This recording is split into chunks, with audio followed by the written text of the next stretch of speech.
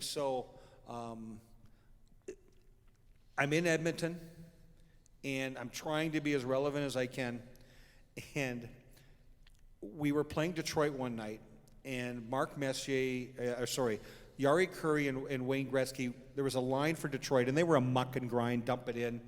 And they were trying to intimidate Gretzky and Kurri, and that was their first line, and they were coming out all the time.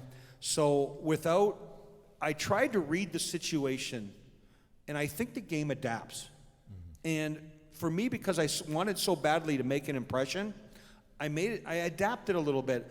I just stood up in the bench, and I yelled, "Jari, Jari!" And Jari looked, I said, "Get off." Nobody told me to go on the ice.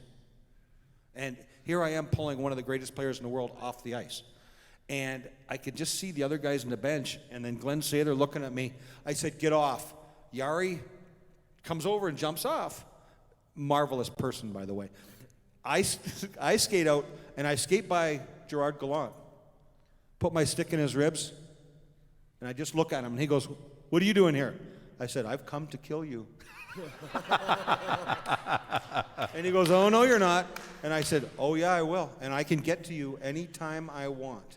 He took right off to the bench. I just swung around by the Detroit bench and made a nice big loop, skated by their bench, skated over to the bench. I said, "Jari."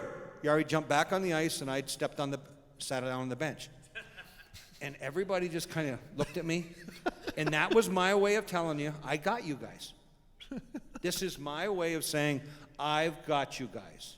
And I was going to be a leader in my way. I was going to look after the guys full of superstars, that I will do what I need to do for you guys to be the people you are, because it was so easy for me.